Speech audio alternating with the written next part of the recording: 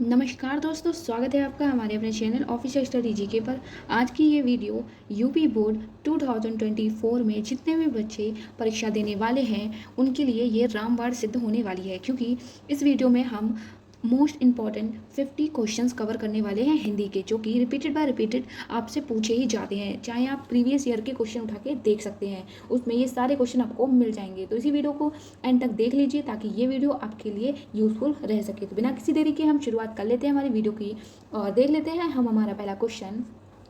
तो पहला क्वेश्चन है हमारा कि नागरी प्रचारिणी सभा की स्थापना किसने की है। तो जो नागरी प्रचारिणी सभा की स्थापना है ये श्याम सुंदर दास जी ने की है। ये बहुत ही ज़्यादा इंपॉर्टेंट क्वेश्चन है, पिछले ईयर के प्रीवियस ईयर क्वेश्चन में ये आ चुका है। तो अगला प्रश्न है हमारा कि तार सप्तक का प्रथम प्रकाशन कब हुआ है। तो इसका राइट आंसर हमारा हो जाएगा ऑप्शन नंबर ए 1943 में तार सप्तक का प्रथम प्रकाशन हुआ है। और यहीं पर अगर आपसे पूछ लिया जाए कि तार सप्तक का द्वितीय प्रकाशन कब हुआ है, तो आपका राइट आंसर क्या हो जाएगा 1951 को हुआ है दूसरा, इसका हुआ है पहला और यहीं पे है तीसरा। तो तार सप्तक के 3 प्रकाशन हुए, पहला है 1943 में, दूसरा है 1951 में एंड तीसरा है 1959 में। ऑप्शन नंबर सी ये है तीसरा तार सप्तक प्रकाशन। और अगर आपसे यहाँ पे पूछा जाए कि तार सप्तक का प्रकाशन किसने किया है, तो ये अज्ञ जी ने किया है। अगला प्रश्न है हमारा कि भारतेंदु से पूर्व के लेखक कौन है। तो वो है सदासुख लाल जी भारतेंदु से पूर्व के लेखक है। ये भी इंपॉर्टेंट क्वेश्चन है एंड तार सप्तक वाला क्वेश्चन बहुत ही ज़्यादा इंपॉर्टेंट है, इसको आप क्वेश्चन मार्क कर लीजिएगा। तो अगला प्रश्न है हमारा कि आधुनिक गद्य का जनक किसे कहा जाता है। तो ये वेरी वेरी इंपॉर्टेंट क्वेश्चन है, तो इसका हमारा राइट आंसर हो जाएगा भारतेंदु हरिश्चंद्र जी को। भारतेंदु हरिश्चंद्र जी को आधुनिक गद्य का जनक कहा जाता है। अगला प्रश्न है हमारा कि आचार्य महावीर प्रसाद द्विवेदी द्वारा संपादित पत्रिका या आचार्य महावीर प्रसाद द्विवेदी ने किस पत्रिका का संपादन किया है। तो इसका राइट आंसर हमारा हो जाएगा सरस्वती का संपादन आचार्य महावीर प्रसाद द्विवेदी जी ने किया है।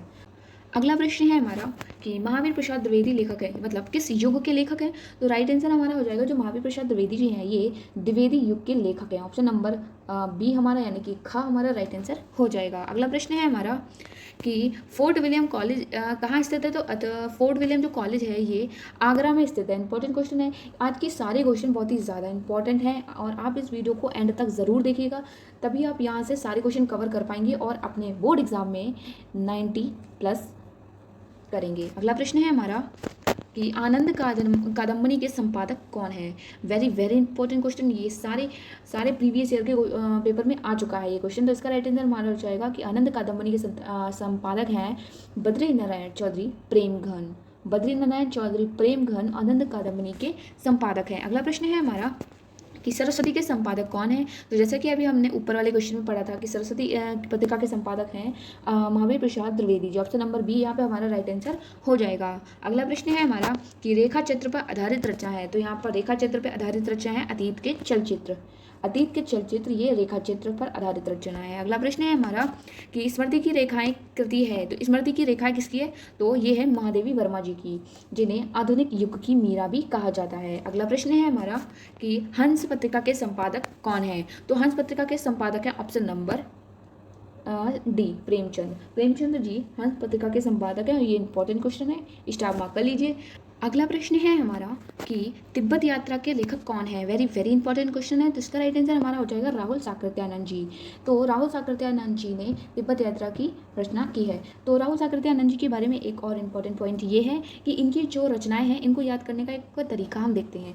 जो राहुल साकृत्यानंद जी हैं इनको घूमना फिरना, यात्रा करना, नई नई जगहों पर जाना बहुत ही ज़्यादा पसंद था, तो इसलिए ये नई नई जगहों पर जाते थे। तो अगर आपको किसी भी वैसे की रचनाओं में यात्रा या फिर घूमने फिरने का आभास हो तो वहाँ पर आप राहुल साकृत्यानंद जी को टिक कर सकते हैं। अगला प्रश्न है हमारा कि द्विवेदी युग का नामकरण हुआ है किसके नाम पर। तो महावीर प्रसाद द्विवेदी जी के नाम पर द्विवेदी युग का नामकरण किया गया है।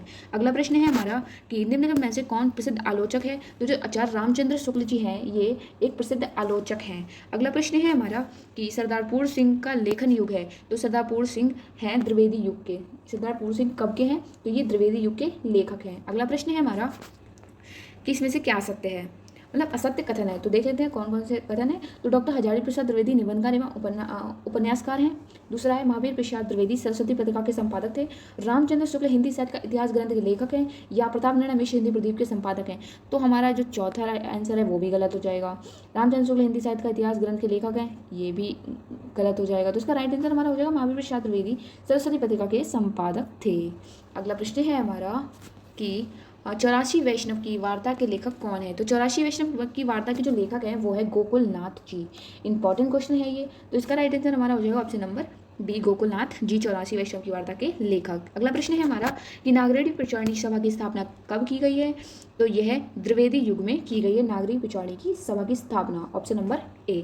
अगला प्रश्न है हमारा कि काशी नागरिक प्रचारणी सभा की स्थापना किसने की है अथवा काशी नागरिक प्रचारणी सभा के संस्थापक कौन थे या कौन हैं। तो राइट आंसर हमारा हो जाएगा श्याम सुंदर दास जी। श्याम सुंदर दास जी ने काशी नागरिक प्रचारणी सभा की स्थापना की है। तो अगला प्रश्न है हमारा कि भारतेंदु युग के लेखक हैं। तो भारतेंदु युग के लेखक हैं प्रताप नारायण मिश्र जी, ये भारतेंदु युग के लेखक हैं। अगला क्वेश्चन देखने से पहले आप सभी से एक रिक्वेस्ट है कि अगर आप इस चैनल पर नए हैं तो चैनल को सब्सक्राइब करके बेल आइकन को जरूर प्रेस कर दीजिएगा।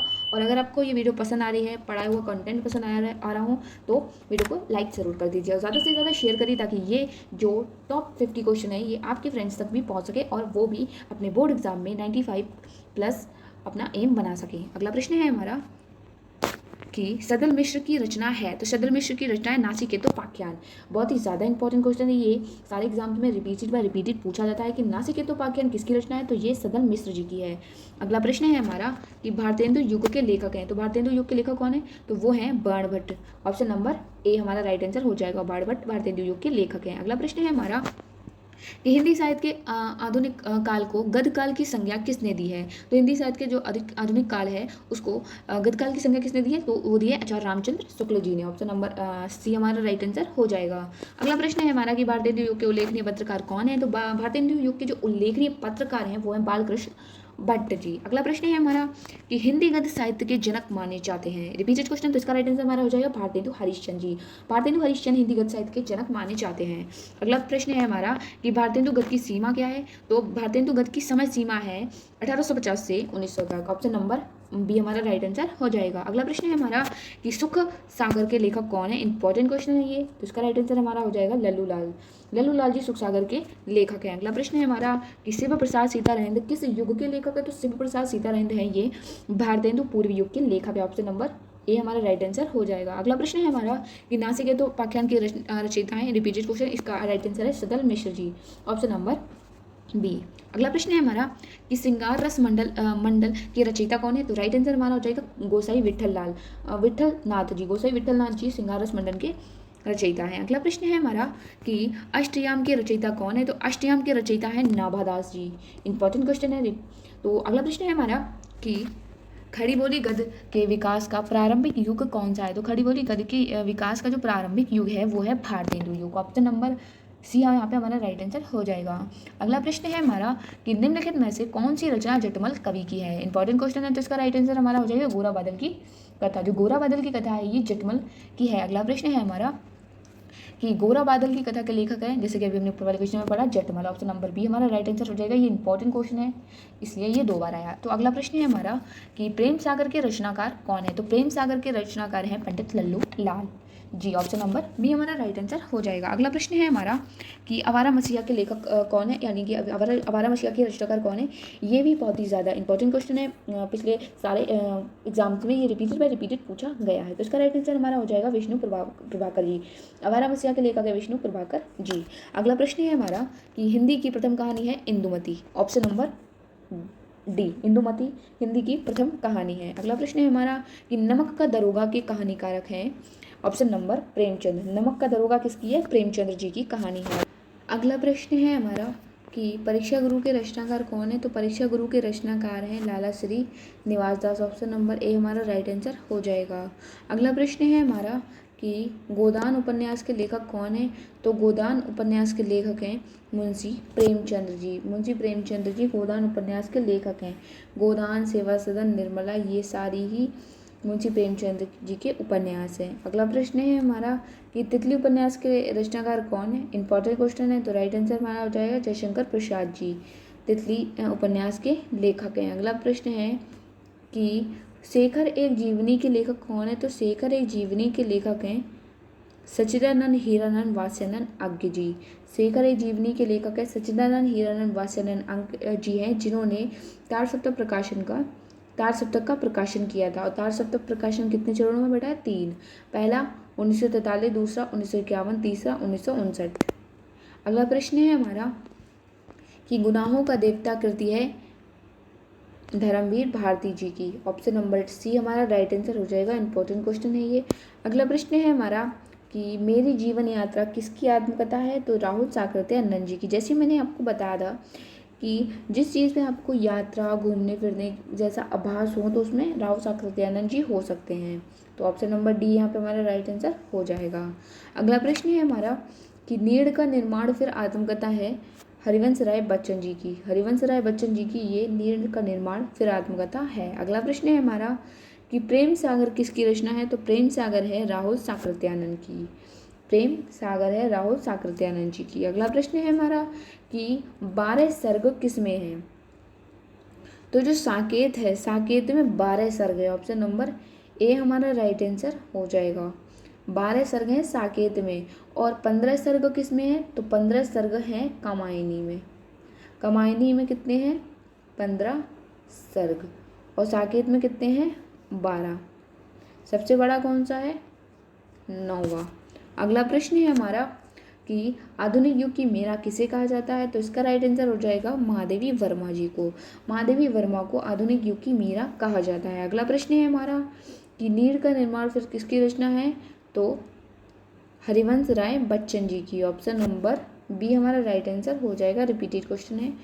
तो आज के लिए बस इतना ही। आज के क्वेश्चन होते हैं हमारे समाप्त। आई होप आपको क्वेश्चन एंड क्वेश्चन की क्वालिटीज़ पसंद आई हो तो फटाफट से लाइक कर दीजिए। अगर आप चैनल पर नए हो तो चैनल को सब्सक्राइब करके बेल आइकन को जरूर प्रेस कर दीजिएगा ताकि इससे जुड़ी हुई और इन्फॉर्मेशन आप तक पहुँच सकें। तो तब तक के लिए जय हिंद, वंदे मातरम एंड मिलते हैं हम दोबारा नेक्स्ट वीडियो में।